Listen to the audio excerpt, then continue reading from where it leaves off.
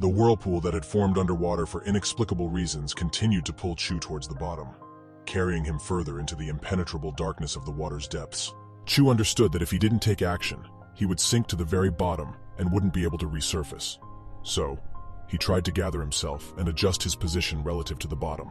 Seizing the moment as he passed by another protrusion, he immediately pushed off from the solid surface, overcoming the water's current and directing his body towards the surface.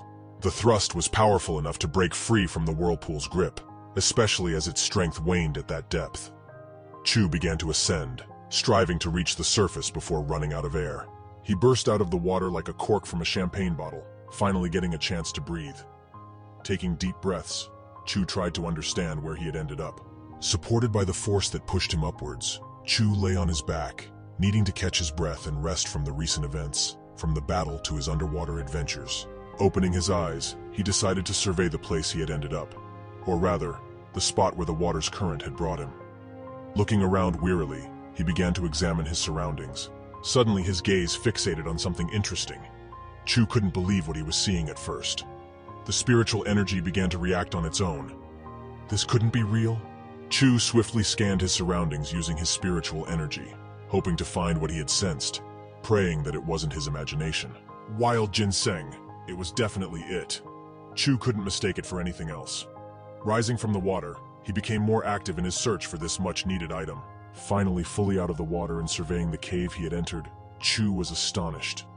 He had fallen from the waterfall, and then carried so far by the current, and then Chu's gaze caught something, his face reflecting a mixture of surprise and anticipation.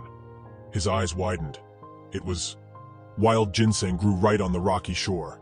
A small shoot with a blossoming flower peeked out from under the ground. At first glance, it seemed like an ordinary plant. Finally, tears of joy streamed down Chu's face. It had been difficult for him to find this place. Blind luck had led him here. Remembering how the informant from the impoverished clan had claimed finding it would be easy, Chu felt anger and frustration for not clarifying the details.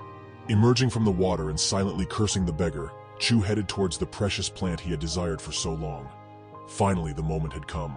Approaching closely and kneeling down, Chu began to dig up the precious root of the plant. The essence of the ginseng was right there, not in the above-ground part. After excavating enough, Chu firmly grasped the plant's stem and started pulling it out from under the ground, being careful not to damage it. Chu was burning with impatience. The name was very fitting for the plant. It looked like an infant. Chu was overjoyed. He had outsmarted that cursed demonic servant. His plans were doomed to fail now. After celebrating his victory, Chu prepared to consume the ginseng root, thanking it for the nourishment. After all, it would be impolite to simply devour it without gratitude. Chu was consumed by the taste of the ginseng. A cool sensation enveloped him, a slightly bitter taste on the tip of his tongue, sweet and refreshing, filled with spiritual energy. Finished savoring the taste, Chu began to absorb the root. The spiritual energy was dense and abundant. He intended to absorb every bit of it. After finishing, Chu settled comfortably. Now he would show everyone what he was capable of. Bald Sosin should start getting nervous. Chu would soon come for his head. These pathetic bandits wouldn't be able to stop him anymore. Sitting in the lotus position, he immersed himself in absorbing and assimilating the spiritual energy. Wait, useless guy from Huayan Prefecture, Chu has returned. A few people arrived in the small village where Chu had ended up. They were looking for someone, but it seemed their target had a different name, although it was clear that they had been here. Huang turned out to be one of the people who had arrived here in search of Chu. Huang's face looked battered, as if someone had given him a good beating. Learning from the tavern owner that a similar guy had been here but introduced himself as Jin, Huang rubbed his injured cheek, lost in thought. Contemplating where that damned young master could have gone, Huang's mind was a mess. The tavern owner was slightly bewildered by such a visit, but refrained from asking too many questions. On the day Chu escaped, it was morning. Huang had been sprawled on the floor, snoring loudly for the whole neighborhood to hear. He was still feeling the effects of the alcohol and the special poison Chu had drugged him with. As Huang lay there, the door suddenly swung open, revealing a quite displeased Chu's father. His loud shout and presence managed to wake up Huang, who was still half inebriated. Huang stared at him with a dumbfounded expression. The alcoholic slumber wasn't in a hurry to let go of him. A thread of drool hanging from his lips only added to his foolish appearance. But a powerful kick from Chu's furious father resolved the drooling issue, wiping both the saliva and the remnants of sleep off Huang's face. Chu's father was practically emitting lightning bolts in his anger. How could that scoundrel Huang dare to fall asleep? Threats poured out of him as Chu's father raged, wanting to bury Huang alive in the ground so that he could sleep as much as he pleased. Huang still couldn't grasp what was happening, while others tried to calm the head of the family. Then, Chu's father pointed to a pile of empty alcohol bottles. "Look at how he got himself drunk," Chu's father continued to complain, and a realization began forming in Huang's mind. He started to recall how he had sat and drank with the young master, or rather, how Chu systematically made Huang drink, pushing him to down one cup after another at an alarming pace. With each cup of alcohol consumed, Huang's vision grew hazier and hazier, and the objects before his eyes began to dance, swirling in a drunken whirlwind of events. The last thing he remembered was his young master proposing a toast.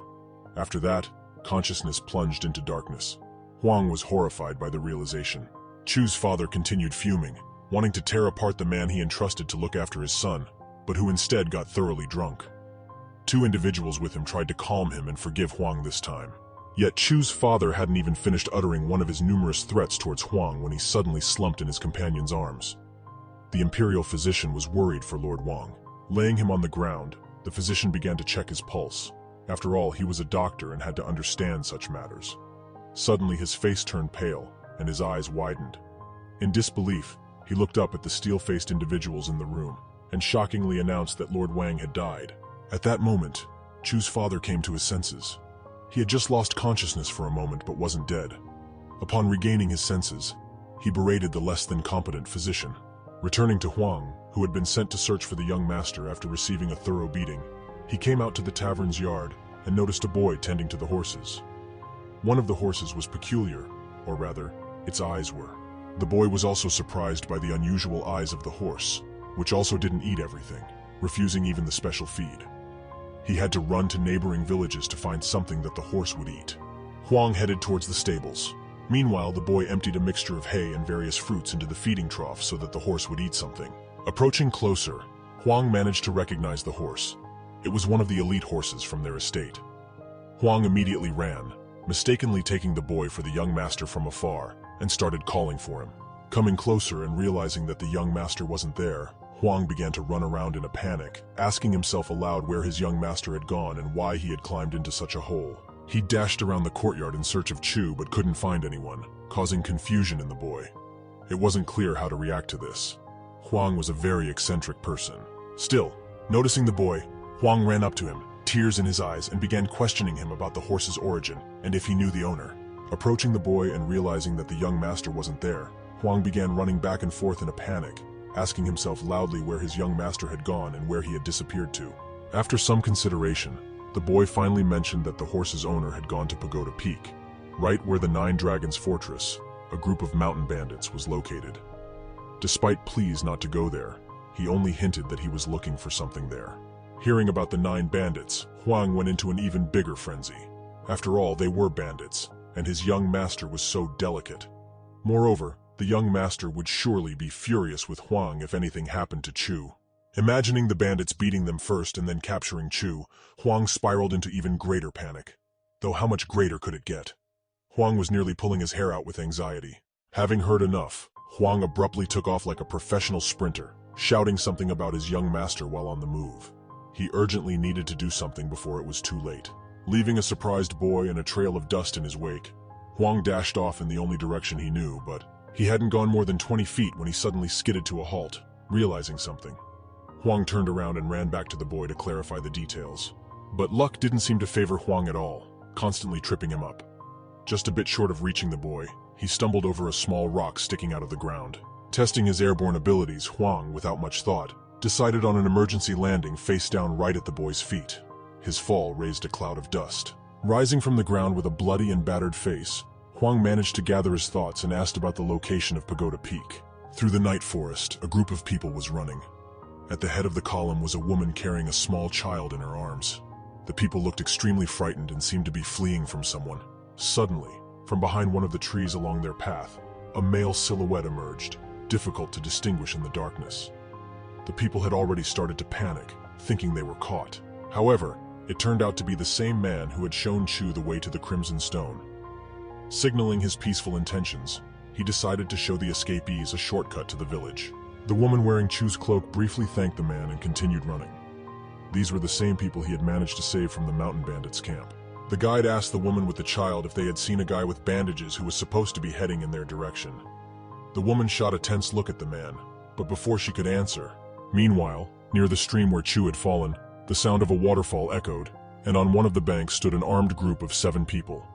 They were members of the gang sent to find Chu. Out of frustration, one of them was kicking the ground, reporting to the deputy leader about how the guy's body might have been carried away by the current, making it impossible for them to find him now. But they had no choice. Their boss would fly into a rage, and when he did, in case they didn't find the body, they would be in trouble instead of him. The subordinates could only sigh in resignation. The deputy leader started giving orders, suggesting they split into groups. 5 of them would go downstream along the river, while the rest would search the area around the waterfall. The subordinates accepted the orders and were ready to carry them out. And then one of them started pointing towards the waterfall, catching the deputy leader's attention. After his shout, everyone's gaze turned towards the waterfall. From within the waterfall, hidden in the rocks, emerged a person whose face was covered by hair sticking to it. This person lamented their fate, as if something had gone wrong. They would have drowned. The deputy leader was surprised to encounter a living person here. Besides them, there shouldn't be anyone. He was curious about where this person had come from, and he hurriedly asked.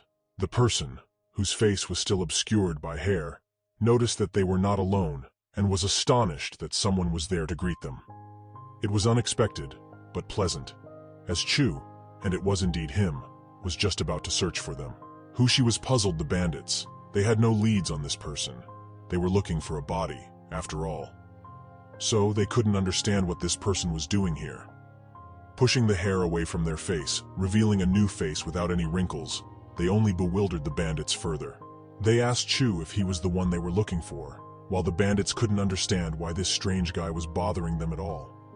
For the moment, Chu didn't understand why the bandits didn't recognize him, but he didn't care. Chu only ordered them to help him remove his clothes as he was freezing. The bandits immediately tensed up, preparing for battle by raising their weapons and taking defensive positions.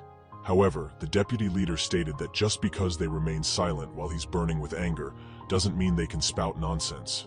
But Chu was deaf to their threats, merely repeating his question, or whether he should resort to force for a worse outcome. The bandit didn't understand. What could one person do to them? Had he gone mad? Not letting the bandit finish his thought, Chu swiftly closed the distance between them and delivered a sharp kick to the jaw with his foot, sending the bandit flying into the air from the force of the blow. However, Chu didn't stop there. He decided to add another kick to the defeated bandit, this time striking from above and driving the bandit into the rocky shore. The suddenness of this left the bandits stunned. Their leader had been incapacitated with just 2 strikes in the span of an instant, leaving them with no chance. The unknown man was far too powerful for them. Picking up the wet cloak from the fallen bandit, Chu felt a pang of disappointment that it was damp. He should have been more careful. What was the point of exchanging one wet piece of clothing for another? The bandits were even more rattled by this, grabbing at their own clothing as if they wanted to shield themselves from the terrifying clothing thief. They seemed to be trying to cover up, as if insisting there was nothing noteworthy about their attire. Smirking with a shark-like grin and flashing his golden eyes, Chu bloodthirstily inquired of the bandits who was next to share their much-needed dry clothing with him. At his words, the clothing immediately flew off the bandits, practically leaping into the air from the speed at which they stripped. The bandits found themselves in a highly embarrassing situation. Standing in their underwear in the freezing cold, they cast fearful glances at the young man who was donning their clothing. Chu also borrowed their weapons, taking up a halberd. He tested its balance, holding it out in an extended arm and swinging it from side to side. The weapon turned out to be slightly heavier than he thought, but it didn't matter much. Suddenly, Chu swung the halberd, directing his strike towards the exposed bandits. They trembled from both the cold and the fear that overwhelmed them. They hadn't even had time to understand what was happening. They stood there with dumbfounded, terrified expressions, gazing at their assailant, completely powerless to do anything. In an instant, the head of one of the bandits separated from his body due to Chu's strike. The bandits were horrified. Their comrade's head had been taken off with just one blow. The bandits trembled even more than before. Meanwhile, Chu, with a mocking tone, asked if everything was all right with them. Would they just continue standing there, without even attempting to flee? However, Chu didn't care. He had no qualms about their fate considering what they had done, and he had already promised to kill every member of their gang. The bandits had fully realized that there was no escape for them on their own feet from this place. One of them, despite being extremely nervous, mustered the courage to ask Chu whom he had promised to kill. Chu, preparing for a new strike, calmly stated that he had promised himself. He wasn't planning on showing them any mercy, considering their actions, and he had personal reasons against them. At this point, the bandits couldn't endure any longer. Instincts took over, and they began to run away from Chu at the fastest speed they could muster. But this wouldn't help them. Complaining to himself about the troublesome bandits, Chu readied himself to strike again to quickly end this farce. After which, he could head to Sosan. With a swing of the weapon in his hands, a wave began to chase after the bandits, and in literally an instant, it reached their backs. One strike, and 5 heads rolled across the frozen rocky ground. In a single motion, the bandits who could have posed problems for Chu were easily and simply dispatched. Having finished with them, he sat down, preparing to make a move. He wouldn't wait for Chu. It was time for the hunt, a hunt for beasts, as these bandits weren't worthy of being called humans, and soon Chu would rectify nature's mistake. Swiftly moving between the groups of bandits that were supposed to be searching for him, Chu was actually the one hunting them. They were meant to hunt him, but in the end, he was hunting them. After finishing off the last one, Chu noticed blood on himself. Well, he had just changed his clothes. His clothes were dirty again, and where could he find new ones, Chu pondered. There wasn't a whole lot around. He didn't hold back in his attacks, so, deciding to at least wash the blood off his face, Chu approached the nearby mountain stream, which formed a small pool in this spot. The water was calm here, unlike other areas. Leaning over, he couldn't immediately believe his eyes. A young man looked back at him in the reflection. Whose beautiful face is this? A question raced through Chu's mind. After a moment's thought, it dawned on Chu. He had recently consumed the virgin ginseng. Now he understood why the bandits didn't recognize him. His face had become so elastic. As he washed his face, Chu continued to complain about the former owner of the body.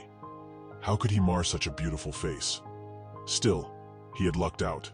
Now he had a quite handsome appearance.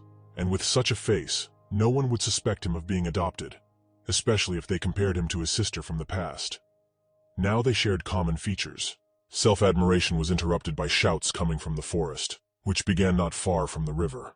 Looking around, Chu noticed birds taking flight into the sky, disturbed by the commotion happening on the ground. Now he had a rough idea of where the yelling was coming from. A man was being beaten by one of the bandits, struck in the back with a whip and sustaining a severe wound. His piercing cry echoed through the winter forest. Standing behind were 2 captives, tied with ropes around their hands and feet, who had been captured twice. Meanwhile, the dark-haired bandit continued to lash the unfortunate guide. The bandit suspected the old man of colluding with Chu, as he had encountered a group of fugitives and tried to lead them out of the forest. The man was innocent, but the bandit didn't believe him, continuing to rain down scorching blows. Just as the bandit swung again for another strike, the bandits noticed something. Even the whip-wielding bandit froze, staring in the direction of an unknown disruptor. The bandits confused Chu with Voot's deputy's lackeys. They were curious about what he was doing there. They should have been searching for the attacker's body. Once Chu realized he had been noticed, he squatted down and began to gather snow. The bandits couldn't comprehend what was happening. What was he doing? Did he come here to play? Why was he molding snowballs? The bandits were puzzled, unable to make sense of this odd behavior. Just as one of the bandits managed to ask Chu what he was doing, he had already swung, much like a baseball pitcher getting ready to throw. It didn't really resemble an attack, but then Chu threw the snowball and it shot out like it was fired from a cannon, hurtling towards the group of bandits, specifically one of them. The snowball hit one of them squarely, and from the impact, the bandit was sent flying back several meters. If it didn't kill him, it certainly knocked him out cold. The whip-wielding bandit couldn't fully grasp the situation before another of his subordinates was struck by a similar projectile, inflicting heavy injuries. Chu was pleased with the improvisation that resulted. He managed to score 100 out of 100 with his accurate and forceful throws. Without waiting for the remaining bandits' reactions, Chu lunged at them, rapidly closing the distance and bringing his weapon within striking range. Instead of just hitting one, Chu leaped high into the air right in front of the group of bandits. Sensing trouble, they scattered in all directions. But it was too late. Chu was already descending, swinging the halberd. His landing was heavy. Those who hadn't managed to move away were thrown by the shockwave. The slightly less affected bandits struggled to rise from the ground, casting wary glances at their new acquaintance. Chu stood among the fallen bodies of the bandits, holding his head high and planting the halberd's heel into the ground. He was ready to continue. Swinging again, Chu prepared to execute one of his techniques. Slice through the clouds and cleave the moon. The instant attack mowed down nearly all the bandits, disregarding the distance between them. Only one bandit remained alive. He simply hadn't managed to get up and was lying on the ground, so the strike passed harmlessly above him. But that changed nothing. The same fate awaited him as his comrades. Chu approached the last survivor and asked him if he was scared. After all, that was the moon destruction technique of the Wudon clan. The bandit couldn't comprehend who this guy was at all. Chu was slightly disappointed that he went unrecognized again. Then Chu heard groans and turned towards the source, momentarily distracted from the last bandit. On the snow lay the familiar uncle, the guide who helped Chu find his way to the bandit stronghold. Chu had remembered him, so he could recognize him. Bound individuals stood behind the man lying in the snow. Enraged, Chu shot an angry glare at the bandit. The only thing that interested him now was who had done this. Realizing the situation was turning sour, the bandit began to make excuses and blatantly lie, claiming that he hadn't even touched the man and had no idea who had done it. Chu wasn't fooled by the absurd lie for a second. He simply made a single swing of his weapon, sending a blade-shaped wave hurtling towards the bandit at high speed. The bandit didn't even immediately realize what had happened. But in any case, it was already too late. He had no room to think anymore, even though he hadn't been particularly adept at using his head, even when alive. After dealing with the bandits, Chu approached the guide, who lay in a pool of blood on the snow. The captives were initially scared of him, but he hurried to assure them that he wouldn't harm them. Approaching the man, Chu inquired about his condition. The old man, opening his eyes, first saw before him a young man with a straw hat and the lower part of his face wrapped, whose eyes gleamed with gold. But it was just a delusion brought on by weakness. In reality, Chu, now in his new form, loomed over the old man. He told the man that he had asked him to return to the ancient world to prevent this from happening. The old man tried to say something in response but was too weak.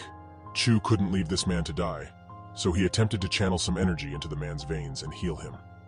It wasn't a complete treatment, but the man should recover. After providing first aid and noticing the man's breathing had stabilized and his wounds had stopped bleeding, Chu turned his attention to the other captives. He wanted someone to carry the man to the village where they could provide proper assistance. Meanwhile, he needed to finish up his business at the bandit camp. He instructed the people to leave without looking back, to move slowly and carefully towards the village. Listening to his advice, the people began to gather and leave. Chu decided to slightly modify his weapon to make it more familiar. After all, he was more of a swordsman, and he didn't often use polearm weapons. Thus, he broke the shaft of the halberd closer to the blade. Chu was calm because he knew he wouldn't have to chase after people. He would take care of that. He intended to unleash the wrath of the gods on these beasts. Raising his sword to the sky, lightning struck it, confirming the seriousness of his intentions. At the same time, two guards stood at the entrance to the bandits' fortress, noticing the lightning not far from their hideout. It was strange.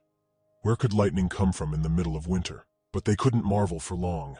Right in front of the entrance, a curtain of snow rose into the air. The bandits prepared for battle. But they didn't even have time to blink before a man leaped out from behind the snowy curtain, instantly incapacitating one of them with a strike. The second bandit only briefly outlived his companion. Their deaths were separated by a fraction of a moment. He had already taken care of two. There were still many left. Not intending to hide, Chu decided to draw all their attention and deal with them in one fell swoop, so he wouldn't have to chase them around the entire hideout. Standing in the passage, he shouted the name of the leader of the local gang. Spiritual energy filled Chu from head to toe. Now he seemed like a different person, though if you were to ask any of the bandits, they would definitely say he was a different person. Chu had no intention of causing more trouble. He decided to put an end to everything with a single burst of effort. He effortlessly cut down the attacking bandit, splitting him in half without even paying attention.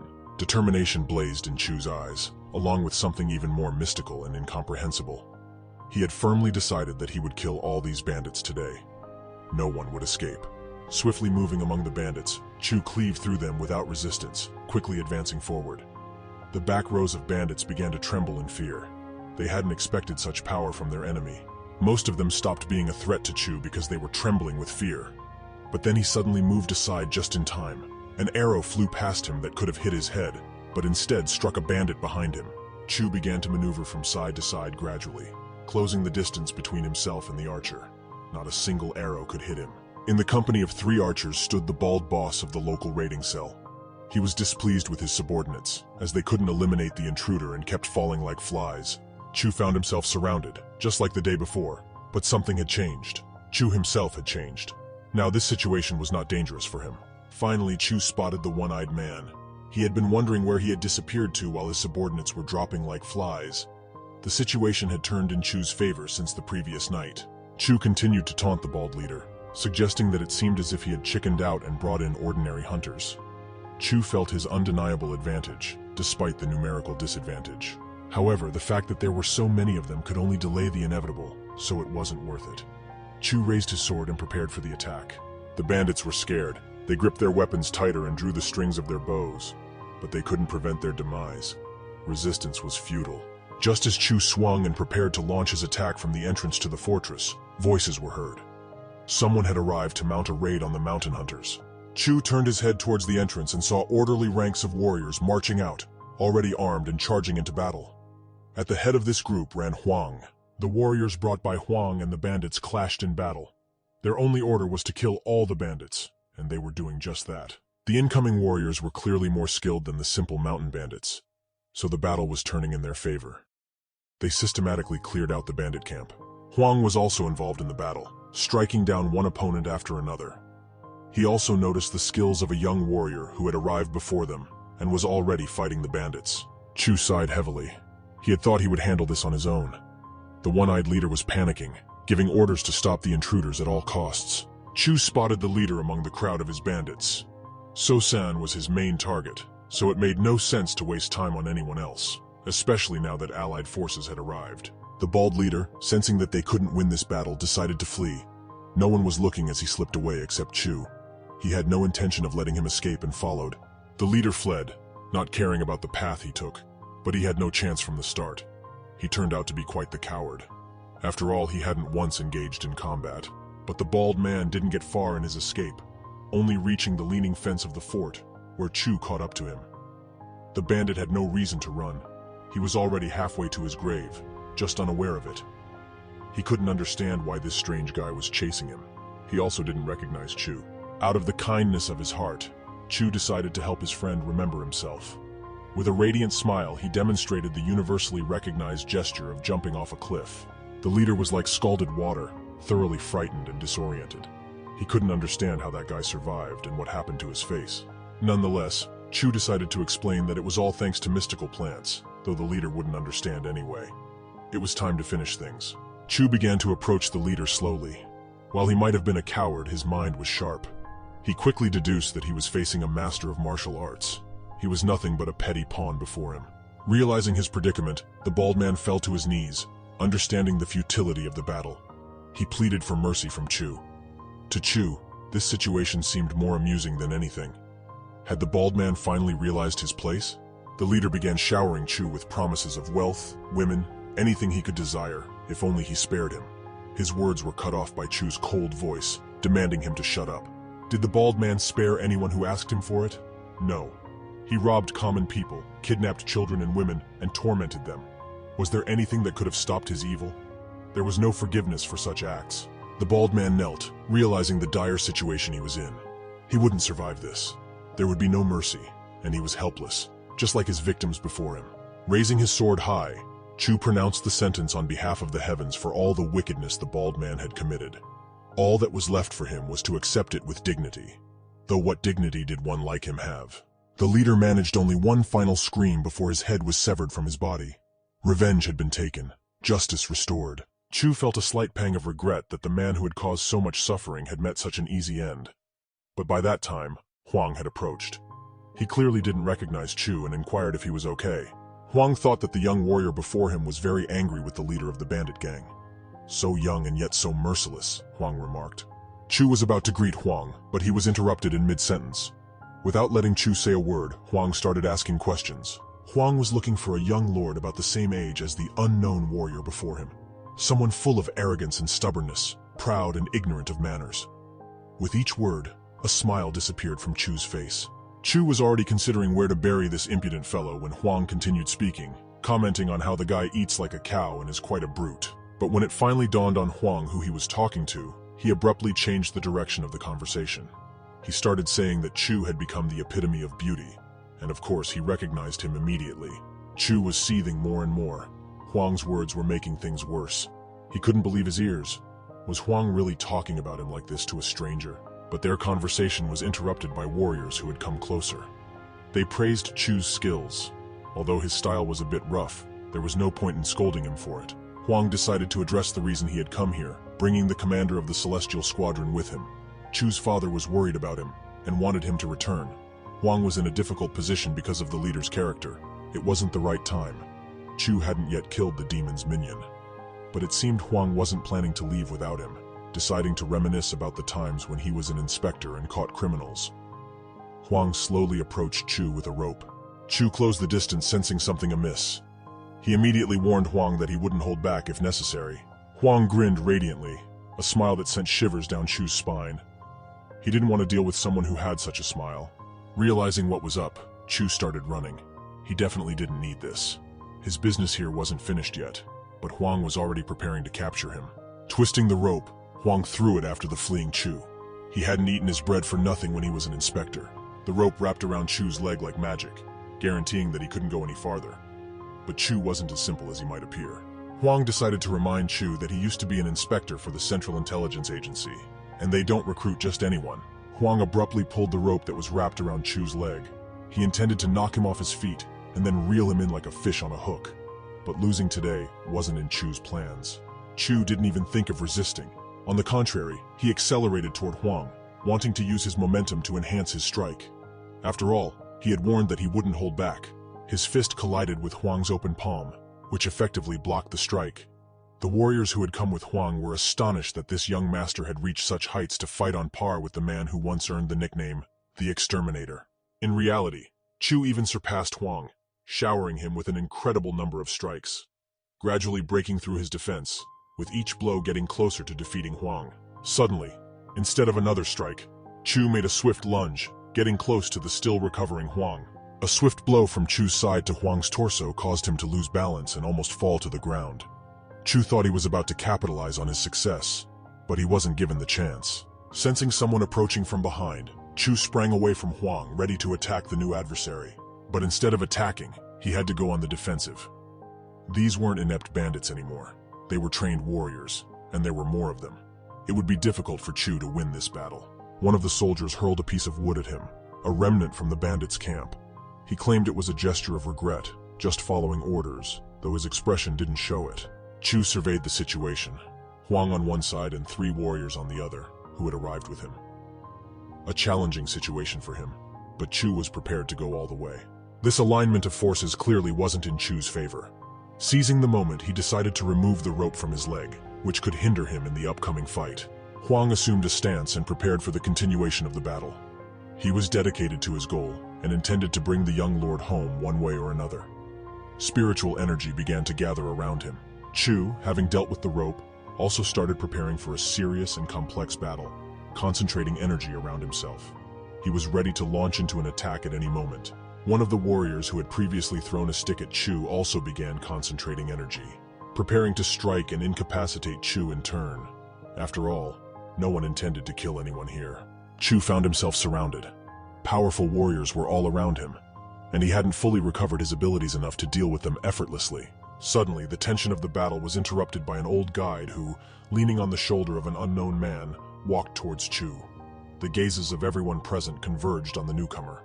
Reaching Chu, the old man bowed deeply, showing respect and gratitude, deeply concerned about this issue. He was very emotional about this, and wouldn't forgive himself if he hadn't acted this way. Chu was embarrassed. After all, he hadn't done anything particularly special. But the man, who turned out to be the old man's son, hurried to assure him that saving lives was no trivial matter. Without Chu, this old man would have truly perished, and his gratitude to Chu was sincere. He blushed and couldn't find the right words to respond. The satiric explained that he really wanted to thank him, so he gathered courage and followed the Celestial Squadron. Moreover, all those whom Chu rescued from captivity were also very grateful to him. They had managed to escape successfully. By defeating the gang of 9 dragons, Chu saved the lives of hundreds of people. Not just hostages, but their families too. And those who could have fallen into the bandits' hands in the future. Having said everything he wanted, the old man bid farewell and left with his son. As Chu stood in thought, contemplating that he had indeed expended too much spiritual energy, he didn't notice how a rope was thrown at him, entangling his body. A horse-drawn carriage and 5 riders were traveling on the road, returning from a successful mission to find the young lord. Bound Chu was inside the carriage trying to shout to Huang. In his hands he held the peace and tranquility of Murim. How could Huang not understand this? Huang agreed with everything said, as if speaking to a child or someone mentally disturbed. But he had orders to bring Chu home, and he simply ignored all of Chu's assurances of the seriousness of his words. Chu's plan went awry. He intended to avoid Huang until the Servant of Chaos appeared. Yet here he was, caught in Huang's grasp, getting further away from his goal with every passing second. Huang looked down on his young lord condescendingly, suggesting he should rest while he took care of everything else. Huang casually extended his hand toward Chu, who didn't even notice the trick. As Huang touched Chu's head with his palm, he induced sleep using a technique, abruptly interrupting Chu mid-sentence. Chu continued to murmur something incoherent, beginning to slump onto his back, lulled to sleep by a specialized spiritual technique. And soon, Chu's consciousness completely faded. One of the accompanying warriors marveled at how the young lord, with such a youthful face, managed to single-handedly defeat the gang of mountain bandits. Huang, on the other hand, requested that Chu's pivotal role in the victory over the 9 dragons not be mentioned in the report.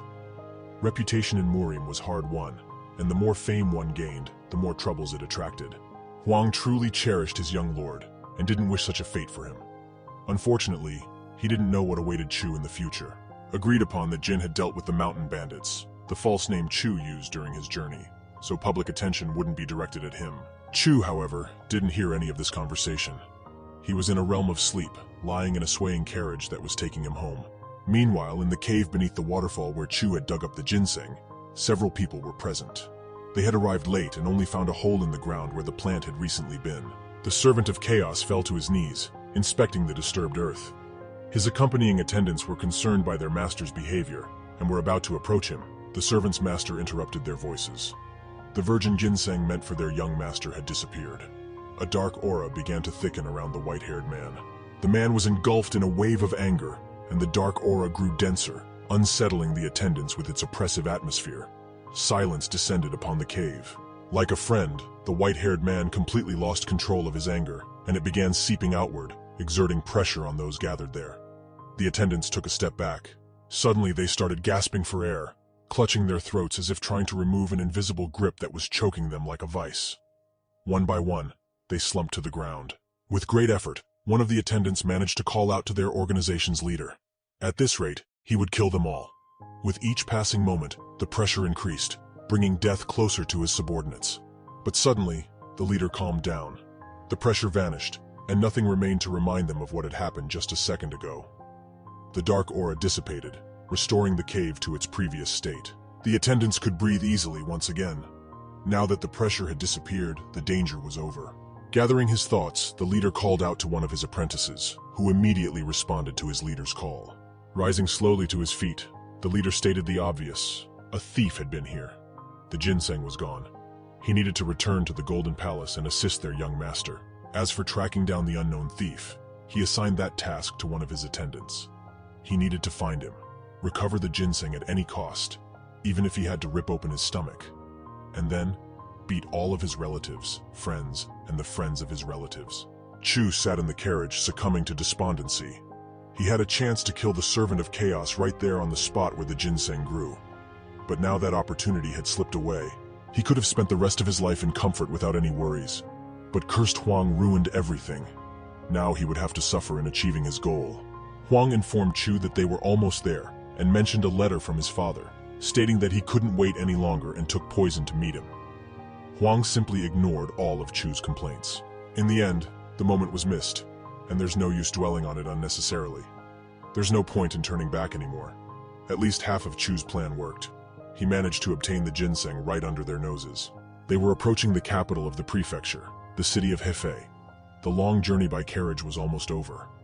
After the chaos arrived, Chu had only seen training halls, so the city was a novelty to him. It was a large city with a water canal running through its center. The city was beautiful and well-maintained. Chu had never seen anything like it before. Peaceful streets where people traded calmly, walking from stall to stall, purchasing items according to their taste. Street performers entertained all who desired. Finally arriving at their destination, Huang decided to release Chu on the condition that he wouldn't attempt to escape. Chu's body had become stiff. It seemed that he was just a little away from dying in that cramped carriage. Chu stood before the imperial gates, examining the architecture. It all clearly matched the level of confidence in the Namgong family. As he prepared to pass through the gates, Chu was stopped by a gatekeeper who blocked his path with a sword. A familiar situation for Chu, but this time, in the inner courtyard, Chu's father appeared and ordered the newcomers to be allowed in. Seeing his father, a smile appeared on Chu's face. The expressions of a loving person clearly showed all his concerns for his son. Chu decided that at least this time he would play the role of a dutiful son. Spreading his arms wide, he wanted to embrace his father, but his father, with a red face from anger, walked past him towards Huang. Pouncing on Huang, he began demanding to know where Chu was. In the letter, Chu indicated that they were traveling together. Did Huang really try to deceive him? Chu's father's anger didn't subside, but Huang managed to utter some words, pointing at Chu with his hand. Glancing at Chu, he didn't recognize him and continued shaking Huang by the chest, questioning how he dared to mock him. This slender and charming bandit couldn't possibly be his son. Chu attempted to correct the situation by addressing his father and revealing his relationship with him. Huang was telling the truth after all. He looked at Chu with wide-open eyes and couldn't believe it. Could this really be his son? After struggling with himself, he finally let go of Huang. Chu smiled at him warmly, and his father still couldn't believe that the person before him was his son. Could it truly be? Approaching closer, all Chu's father could manage was to ask why. Oh, these people. His son had returned from his journey and he was already starting in on him. Deep night at the Namgung estate. The full moon illuminated the night beauty of the city with its silvery disk, giving it an air of mystery. Inside the house, in one of the rooms, a dialogue was taking place among 3 individuals. One of the warriors was giving a report about the recent events. He revealed that according to the initial version, it was the work of a man named Jin. However, in reality, the young Lord Chu had single-handedly dealt with all the bandits. One of the men with distinct features of the Namgung clan was surprised. He managed to handle a gang of bandits all by himself. But the information had been verified. The man still couldn't believe it. Could the warriors have been mistaken? But no, it really was the case. Furthermore, when they tried to capture Chu, he successfully resisted, and they had a hard time capturing him. A younger man tried to object, attributing everything to the negligence of the leader of the Heavenly Squad and Huang's bodyguard. He claimed he wouldn't believe in such tall tales. However, the leader of the Heavenly Squad disagreed. They deployed all their forces, excluding lethal techniques, to capture the young lord. But the man refused to believe. The elder Namgung began to criticize his son's lack of foresight, how he had let such a talented young man slip through his fingers, and how he had even become more handsome after losing weight. How could he believe some rumors and then deny obvious facts? Rising from his seat, the man decided to independently settle the matter of marriage, forbidding his son from meddling in it in any way. The next day, 3 people gathered around a table: Chu, his father, and the elder Namgung. The elders were engaged in conversation over a glass of strong drink. Chu sat, internally annoyed by the situation. Not only were these people drinking early in the morning, but now they were bothering him for some reason. But his thoughts were interrupted by his father's suggestion to take the state examination. Chu had no desire whatsoever to take on additional responsibilities. He already had to save the world. Suddenly, Namgung decided to speak up, drawing attention to himself. He began to speak, stating that military service would only waste Chu's talents. He argued that Chu would at most become a general, and the training was completely different. Chu didn't know where this old man was going, but he was already liking it. Chu's father listened attentively to his speech. In the end, he suggested finding an exceptional teacher for Chu, someone who would help him develop his skills to unprecedented heights and enter history as the savior of the state. The last words deeply impressed Chu's father. He had always wanted the best for his son, perhaps even too much. However, Chu's father couldn't understand where to find such a teacher. But as it turned out, there was no need to search at all, since the very teacher they needed was right in front of them. Namgung Chan, the Sword King, and the former head of the Namgung clan. Such a person could undoubtedly polish Chu's talent according to his own convictions. At least that's what Chan believed. Chu sat and listened with a satisfied expression. Of course, a martial arts genius who single-handedly defeated mountain bandits would be an enviable student for any master. Chu pondered the possibility of becoming a disciple. Unlike the other 9 schools, they left a good impression. The Namgung family was one of the most renowned. Chu thought about how he could achieve much in the world of Marim with the name of the Namgung clan behind him. It would also provide an opportunity to distance himself from the Yu family. Chu only needed to convince his father of this. But as it turned out, his father was also delighted that Chan was willing to become his son's teacher. He radiated happiness and gratitude. These two reached an agreement without any problems. They even managed to determine their relationship with Chu. In fact, Chan acknowledged Chu as his own son. Chu's father mentioned that he had been concerned when he learned about the troubles troubling the emperor's mind. But now that Chan had agreed to watch over Chu, he felt much lighter and happier. Chan speculated that the emperor's concerns must be related to his thoughts about the throne's future. In that case, the emperor wants Wang to be close to his heir, as he is knowledgeable and can teach the future emperor many things. The emperor trusts him a lot. It was time for Chu's father to return. Sitting in the carriage, he advised his son to listen to his uncle and do well in training. Chu's father continued to give advice, turning the whole situation into something resembling a farce. But when the carriage started moving, it seemed Chu's torment was over. As his father and Huang appeared on the map, they continued waving as the carriage moved away. Chu couldn't wait for them to leave. He felt quite embarrassed. Nonetheless, Chu found it pleasant to experience such love and attention. It was something he had been deprived of in his previous life. Chu's uncle suddenly addressed him and told him to follow him. Leading the way, he walked ahead. Chu couldn't understand. Were the training sessions starting right away, just after he had said goodbye to his father? They moved together across the clan's territory, with all the people they met bowing and smiling at Lord Chan. They clearly were happy to see him. Chu was interested in this treatment of the former leader. After a while, they began to approach a staircase that led upwards. 2 guards were guarding the staircase, standing on either side. But upon seeing Chan, they didn't even consider stopping them. They ascended the wall that separated the city from the outside world. The wall was quite high, and from here, a beautiful view of the picturesque surroundings opened up. Upon reaching the roof of one of the wall sections, Chan simply walked through the air, as expected from the current Sword King, the step of the Great Void. Even his previous teacher didn't possess such a level of mastery. Standing on the rooftop, Chan stared at Chu, motioning for him to follow. Chu pondered. He couldn't use certain techniques now, as they would raise too many questions. Therefore, Chu simply decided to jump onto the roof. Crouching down and gathering energy in his legs, he prepared to jump. It was quite simple, and it would avoid unnecessary questions. Chu easily managed to jump onto the roof, standing next to his uncle Chan. Now, he only needed to understand why they had come here.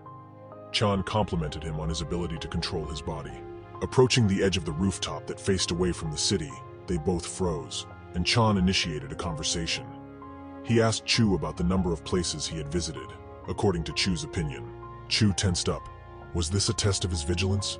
He had been too relaxed, but Chan continued, revealing that he had visited a total of 64 places, all of which belonged to the Namgong family. The words about belonging to the Namgong family struck a chord with Chu. He couldn't understand. At the same time, Chan continued, asking him to look in the specified direction. His finger pointed to a building in the distance. It was a gazebo located on a hill. Chan then traced with his finger from place to place as if drawing an invisible boundary in front of the eyes, outlining the territory he wanted to show. Everything Chu saw, as it turned out, belonged to the Namgong family. It covered quite a large area. His family owned a vast expanse of land. The city beneath them was very beautiful in the rays of the setting sun. Chu couldn't understand where Chan was leading with this. And yet, Chan continued to marvel at the expanses of his family's property, as if hinting at something. Chu started to feel a false sense of unease.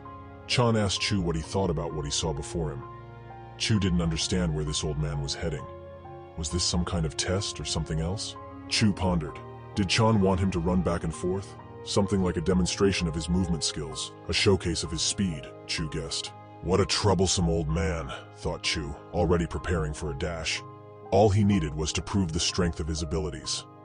Crouching for a low start, Chu began to infuse his legs with spiritual energy. But he was interrupted by Chan's voice, praising the beauty and wealth of these places. This made Chu stumble. His foot slipped, throwing off his balance, and he embarrassingly fell, hitting his head. Chu decided to admit his lack of mental abilities and turned to Chan for clarification. He had completely lost the meaning of this conversation. Chan smiled kindly and looked at Chu, telling him that he was leading up to the fact that a portion of these lands could become his. Chu was very surprised by these words. Could this land really belong to him?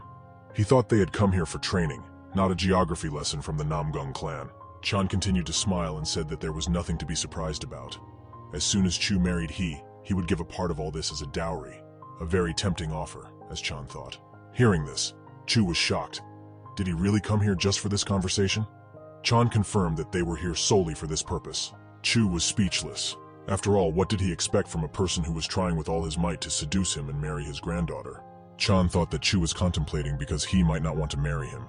He continued to assert that he could convince her, and Chu shouldn't worry. No longer wanting to listen to him, Chu approached the edge of the roof and jumped down. What nonsense, he thought. Not planning to start a family anytime soon. Chu managed to land softly on the ground, using his spiritual power to slow down the fall and avoid injuring himself. And Chu started to run away from Chan in this conversation. He didn't need any of this. What he needed was to become stronger, and he wouldn't find that in family life. But Chan wasn't going to let him go that easily, and chased after him. Chu was fast, but Chan was faster for now. Believing that he had offered too little, he tried to persuade Chu on the go, promising more. Realizing that running was futile, Chu stopped, deciding to clarify all the unsaid moments. Chu wasn't planning to get married, despite all the promised wealth. Chu began to present arguments to the bewildered Chan. He was a son of the Yu family, which already owned a lot of territory, and the emperor favored them. Merchants were willing to do almost anything for them. So there was no point in marrying for property. Finishing the conversation, Chu made it clear to Chan that he should forget about the wedding. He had actually expected Chan to teach him martial arts, not propose a marriage. But Chan didn't give up. Who if not he, who had achieved everything with his sword, could overcome any obstacles? He didn't consider that Chu was born with a silver spoon in his mouth, so offering him silver made no sense. Chan executed a series of strikes from a single technique, trying to impress Chu in this way. His movements were smooth yet sharp at the same time. On the other hand, Chu wasn't pleased with engaging in something unclear so early in the morning. Did all old men really wake up this early? Chu pondered. Concluding the demonstration, Chan inquired of Chu how he found what he had seen. It was the art of the royal sword, something that should impress anyone, but not Chu. Seeing Chu's unimpressed expression, Chan decided to show him something else. He threw his sword. It was a technique called energy restraint. The sword, obedient to its master's will, began to cut through the trees in the training area. Chu was only concerned about the fact that such trees were surely expensive. Breathing heavily, Chan tried to catch his breath and asked if Chu was impressed this time. These combat teachings were only passed down to direct descendants. Chan promised Chu that if he married he could gain all his knowledge. While Chan spoke, Chu's patience waned. He wasn't going to listen about marriage again. Chan was already desperate. He was offering knowledge that only direct descendants possessed, and it couldn't be learned even with money. But Chu was deaf to his persuasions. Chan decided to suggest that Chu master something from the Namgung family's martial arts. But in Chu's eyes, there was nothing special about them. Hearing this, Chan burst into loud laughter. Chan thought that while Chu was talented, he had only recently started to learn martial arts. He believed Chu couldn't see the whole picture, not grasping the true power of his art. Chu suggested demonstrating what he saw. If Chu could show that he wasn't interested, maybe Chan would leave him alone. If Chu demonstrates that he isn't interested, maybe then Chan will let go of him. He picked up a stick from the ground, intending to use it as a sword. Chu had managed to study Namgung's art enough. They used it to beat him. Chu started waving the twig, pretending to try and recall how Chan did it, causing only confusion for him. But then Chu became more serious and started replicating exactly what Chan had shown him. Without making a single mistake, he executed the art of the royal sword, astonishing Chan. But suddenly Chan abruptly stopped Chu. He became angry. Chu couldn't have learned this style, so how did he know it? It deeply concerned him. But with an innocent face, Chu assured him that Chan himself had taught him this. It struck Chan like lightning. He really had shown Chu that move. Chan was amazed. Chu had grasped the art of the royal sword with just one glance. He had clearly underestimated Chu, a genius sent from the heavens. Chan was lost in thought, thinking that Chu was a genius that couldn't be found anywhere else. Chu tried to reach Chan, but he continued to stand still without blinking. Chu grew tired of just standing there and decided to leave. Discarding the stick, he continued on with his tasks. Now he definitely wouldn't have to marry anyone. Meanwhile, Chan was ignited with the idea of marrying Chu to he after all. This guy was clearly worth the effort. Chan had to get him by any means necessary. At the same time, 3 men in broad straw hats arrived in the city. They were the Chaos Servants who had lost the ginseng and were now searching for the thief. Approaching the city center, they decided to split up and continue the search individually to expand the coverage area. They followed Chu's path, bribing the owner of the tavern where he had stayed. They managed to find out that the thief's name was Jin, but didn't realize it was a fake name used by Chu. The young man stood in front of the estate, looking for his Uncle Chu. He still hadn't shown up at the training ground for some reason. Chu exited the building and noticed his nephew. He was calling him for a training session that he was supposed to conduct. However, Chu wasn't interested, so he decided to send the young man to practice on his own. But the young man was persistent. In the past, Chu would have been frightened by such a look, but now his teacher even seemed somewhat endearing. The young man was simmering with anger. He didn't like Chu at all, although he had heard from his uncle that Chu was incredibly talented. What did it matter if Chu could replicate the technique he had seen only once?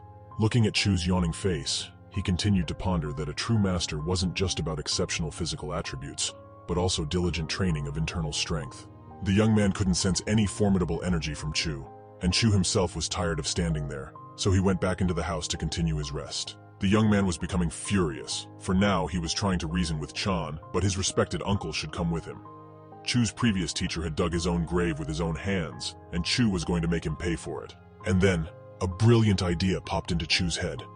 What if they switched places, and he would be the one to educate this young man? A wicked grin spread across Chu's lips. Chu decided to explain that he couldn't teach him anything new. Instead, he was going to teach the young man.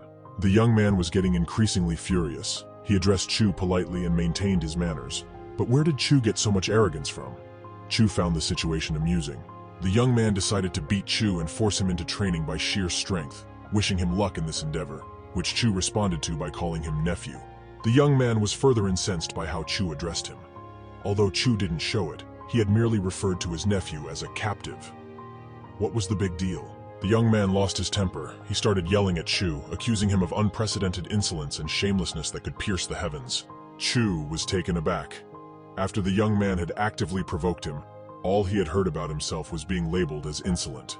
For that, he could have come up with stronger words.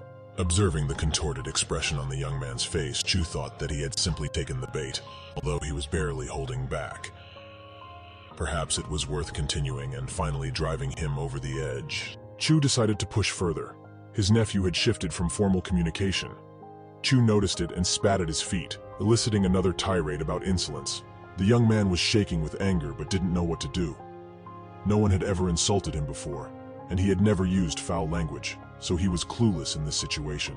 Chu recalled how Sun cursed every day when he taught him, inventing new insults towards Chu. So Chu thought he must be accustomed to cursing since infancy. No one could defeat Sun in swordplay. He earned the nickname King of the Seven Senses. Within each person, there are 7 senses, 7 emotions. Sun was the person who united them and formed the martial art. Perhaps that's why he would beat Chu every morning when he was in a bad mood. And after a good lunch, Chu would receive laughter from a cheerful Sun. When it rained and Sun felt melancholic, he would become Chu because he was sad. Chu found it really challenging because how do you adjust to the character of someone whose mood changes 12 times a day? And what about now? Now Chu saw before him a cultured gentleman who was doing his best to contain his emotions. And yet, he had ascended to the peak, elevating his emotions to the absolute. Chu didn't want one of the heroes of Murim to disappear, but he couldn't just fix the situation. Now he had to change Sun's character. A difficult task lay ahead for Chu, but it didn't sadden him. On the contrary, a menacing smile and a grim expression were his response to challenges. Sun didn't understand what Chu was so fired up about, but Chu decided not to explain everything again. Now he would beat him, and Sun would have to figure it out on his own. Chu quickly approached the young man. Sun recognized the movement, the step of the heavenly wind. How dare this pathetic imitator be so audacious? Sun wanted to show him what an original and a fake were. Sun unleashed a flurry of strikes on Chu, attacking relentlessly, but Chu effortlessly evaded all his blows. The time had come for Chu to strike. Performing a pirouette in the air, Chu kicked him, sending Sun flying.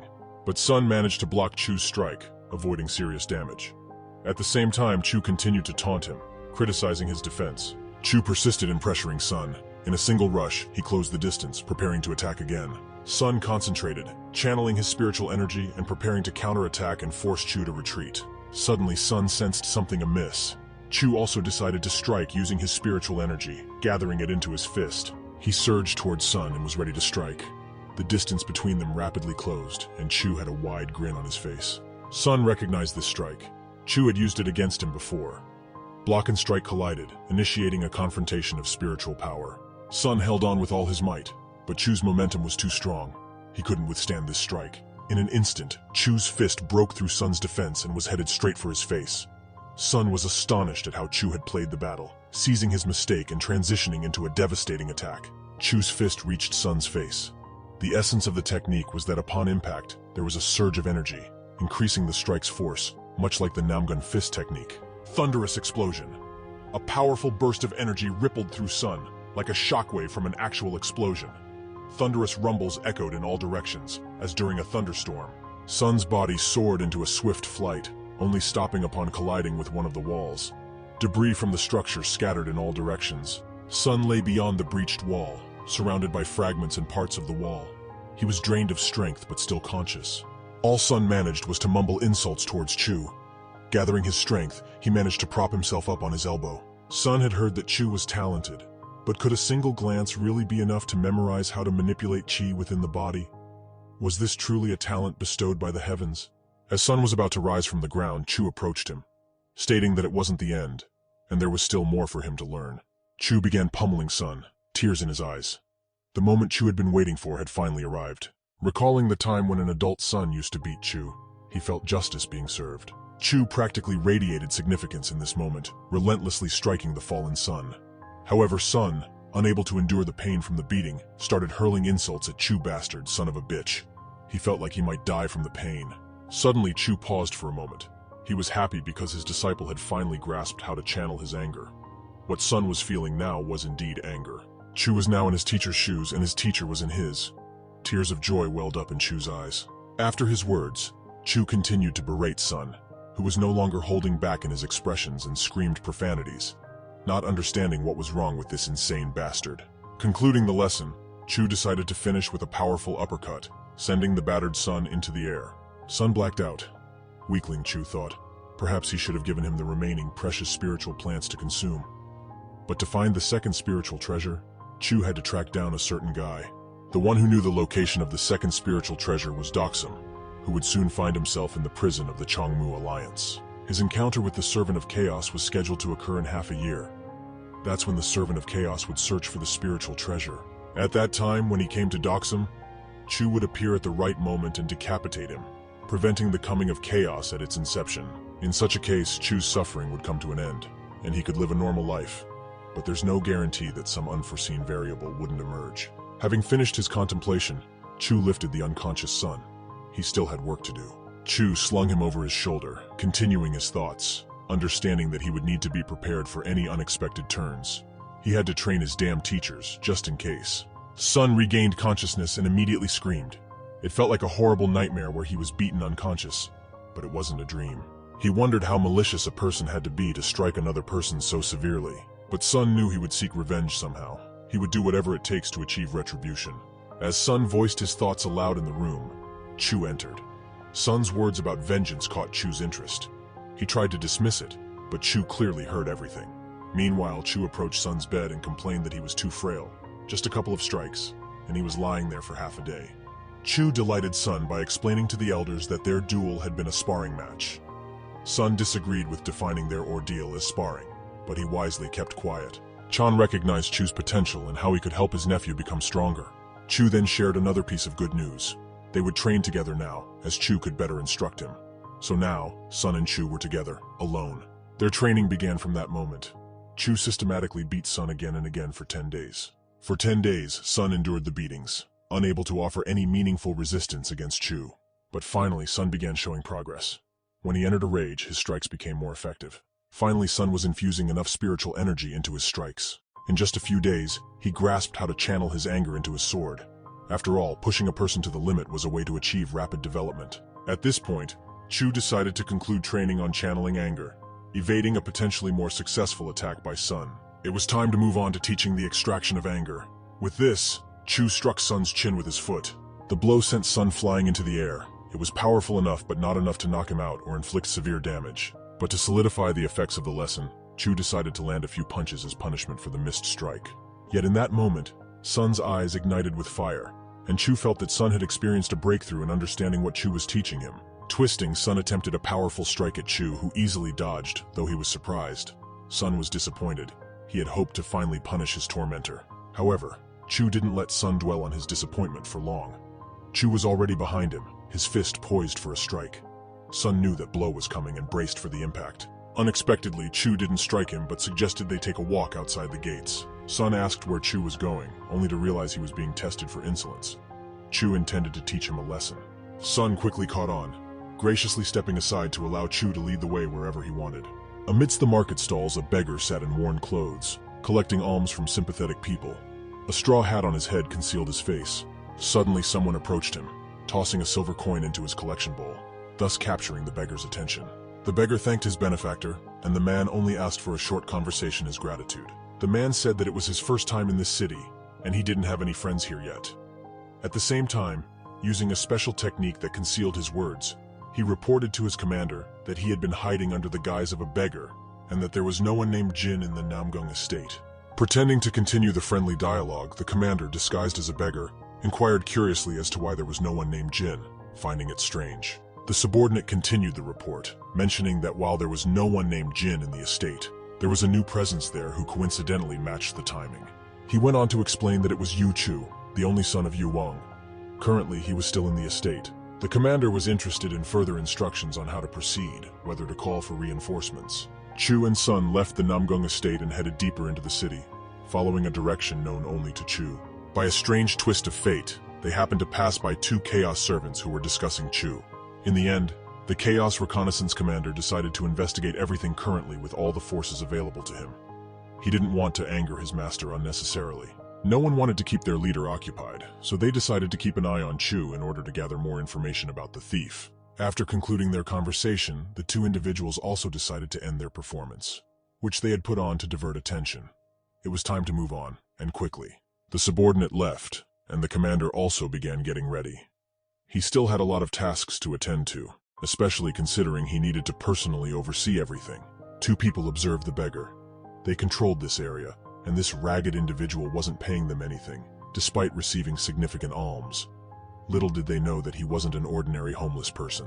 Chu bought a large number of books containing sad and touching stories, which Sun now carried. Since Sun was born into a wealthy family, he couldn't understand the poverty and pain of his kin. But for his training, he needed to experience these feelings. Having finished explaining to Sun, Chu decided it was time to go watch a Peking opera, something amusingly absurd. Sun understood their future plans, and his mood significantly improved. A dreamy smile appeared on his face. Joy brings tranquility to the soul and prevents anger and sorrow from overwhelming a person, Chu instructed. Sun wondered if it was truly possible to gain insight using such simple methods. Chu continued to explain that only someone who possesses tranquility can expand their horizons, thus improving their understanding of an opponent and their movements. A beggar infiltrated the theater, keeping an eye on Chu. Now that he could see Chu more clearly, he concluded that Chu was most likely the one who stole the ginseng. Through the field where agricultural crops swayed, a group of people moved, concealed by cloaks and wide-brimmed hats. This group was tasked with infiltrating the city secretly, eliminating the Namgung heir, while Chu was to handle their commander. The most important thing for them was to execute everything discreetly. But suddenly, local thugs who protected the beggars confronted their commander. The commotion caught Chu's and Sun's attention. Looking around, they spotted a group of individuals who looked like thugs. This group was heading toward the beggar, intending to show him what happens to those who don't pay for the space they occupy. The commander had to call off the operation. The group of warriors halted, hiding amidst the tall vegetation. The commander was extremely displeased that the local thugs had targeted him at such an inopportune time. The problem was, he couldn't reveal himself. The thugs continued to accuse him and were getting ready to attack him. They surrounded the commander, forming a ring around him. He couldn't reveal himself. It seemed he would have to let himself be beaten if he didn't want to jeopardize the mission. The thugs turned their attention toward the beggar, planning to teach him a lesson about what happens to those who don't pay for their spot. The thugs rushed toward the beggar, fists raised, intending to use this simple method to explain the rules of their world. A brawl erupted in the alley. They knocked the beggar off his feet, sending him to the ground, and began beating him. Sun noticed this, and suggested to Chu that they should break up the fight, as it was unfair for a crowd to attack a single person like that. However, Chu had no intention of intervening. Justice doesn't always prevail in the world, as it does in books. This city is controlled by Namgung, but they rarely concern themselves with small gangs like this. They will continue to fight over this alley for a long time to come. These were low-level thugs, not associated with the world of Murim. There's no point in getting involved with them, that's for sure. In simpler terms, it's just another scuffle between gangsters for territory. Chu summed up the situation dismissively. As soon as Chu and Sun left, a sinister aura surrounded the thugs, and they stopped beating the beggar. Suddenly, one of the thugs was sent flying from the crowd due to a powerful blow. With no sign of the commander of the forces of chaos and trouble looming, the thugs realized they were in trouble. An intense malevolent energy emanated from the beaten beggar commander. The thugs began to back away, but they were already surrounded by people in dark cloaks. Ordering everyone not to interfere, the commander planned to deal with these wretches himself, the same wretches who had caused him so much suffering. Meanwhile, the leader of the thugs, in fear, ordered an attack on the seemingly unknown beggar.